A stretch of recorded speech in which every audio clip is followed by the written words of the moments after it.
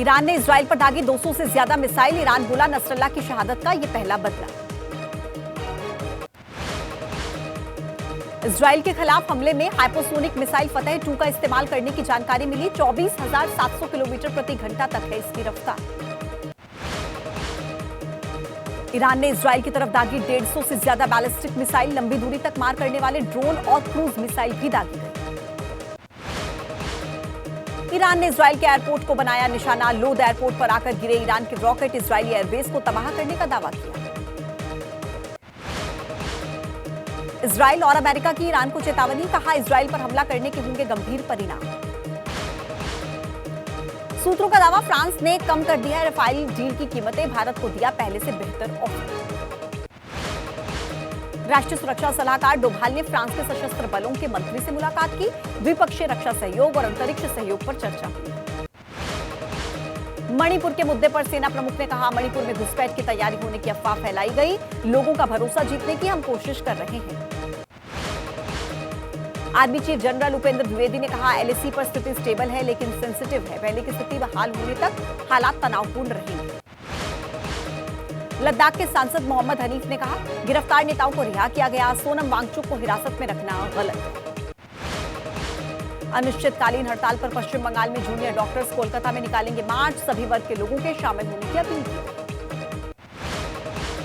तिरुपति के प्रसाद में मिलावट करने का आरोप। आंध्र प्रदेश पुलिस ने 3 अक्टूबर तक के लिए एसआईटी जांच रोकी। प्रसादम मामले को लेकर सड़क पर उतरे आंध्र प्रदेश के डिप्टी सीएम पवन कल्याण। तिरुमाला के अलीपीरी तक पदयात्रा निकाली। सुप्रीम कोर्ट की सीएम नायडू को टिप्पणी। आंध्र प्रदेश बीजेपी प्रमुख पुरदेश्वरी ने की सुप्रीम कोर्ट की आलोचना। गुजरात में गरीबों के घर पर बुलडोजर चलाने के आरोप पर गुजरात के गृह राज्य मंत्री हर्ष सांघवी ने कहा कई बार नोटिस देने के बाद यह कार्रवाई की गई। कांग्रेस के विधायक अमित चावड़ा का आरोप है सरकार को दिखाई नहीं देता बीजेपी नेताओं और बिल्डर्स का अवैध कब्जा। वक्फ संशोधन बिल को लेकर मुस्लिम धर्मगुरु कल्बे जव्वाद ने आरोप लगाया मुस्लिम स्टेक होल्डर्स की आपत्तियों को अनसुना किया गया।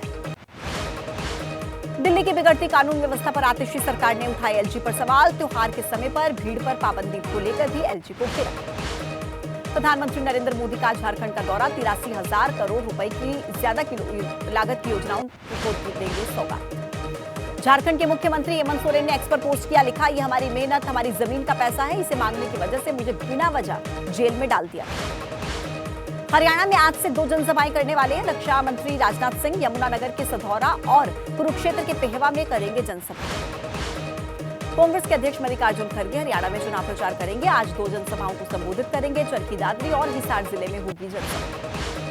प्रियंका गांधी भी आज हरियाणा में 2 जनसभाएं करने वाली हैं। विनेश फोगाट के समर्थन में रैली निकालेंगे। जुलाना और बवानीखेड़ा में जनसभा को करेंगे संबोधित। कांग्रेस पर प्रधानमंत्री नरेंद्र मोदी ने आरोप लगाया कांग्रेस सबसे बड़ी दलित विरोधी पार्टी।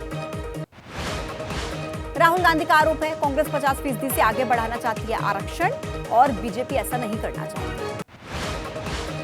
पीएम मोदी ने कांग्रेस पर निशाना साधा। कहा कांग्रेस के राज में किसानों को सिर्फ 2 रुपए का मुआवजा मिला। कांग्रेस सबको बांटना चाहती है। सोनीपत में राहुल गांधी ने कहा आपने अंबानी परिवार की शादी में मोदी जी को देखा लेकिन राहुल को नहीं देखा। इससे साफ है कि कौन किसके साथ खड़ा है। राहुल ने चूल्हे पर बनी रोटी खाई। जनसभा में बोले मोदी जी ने छोटे दुकानदारों को चक्रव्यूह में फंसाया। केवल अडानी अंबानी को बैंक लोन देते। आईएनएलडी के नेता अभय सिंह चौटाला ने कहा आज के हालातों में हमारे गठबंधन को करीब 35 सीटें मिलेंगी। मुंबई में बोले अमित शाह 2024 में महाराष्ट्र में बनेगी गठबंधन की सरकार। 2029 में अकेले बीजेपी को मिलेगा बहुमत। एनसीपी एसपी नेता जितेंद्र आव्हान का बयान एमडीए की सरकार बनेगी। कहा कि शाह के बयान से शिंदे और अजित पवार को सिर दर्द की दवा की जरूरत है। अमित शाह के बयान पर शिवसेना के नेता संजय शिरसाट ने कहा हर नेता अपनी पार्टी को बढ़ाने का अधिकार रखता है। सीट शेयरिंग को लेकर फिर से आज हो सकती है महाविकास अघाड़ी की बैठक। सीट शेयरिंग पर एक दौर की चर्चा हो चुकी है। दूसरे दौर की चर्चा आज संभव है। राष्ट्रपिता महात्मा गांधी और पूर्व प्रधानमंत्री लाल बहादुर शास्त्री की जयंती। मुंबई में महाविकास अघाड़ी के नेता पदयात्रा निकालेंगे। स्वच्छ भारत मिशन शुरू होने के 10 साल 9,600 करोड़ रुपए से ज्यादा योजनाओं का पीएम मोदी करेंगे शुभारंभ और शिलान्यास।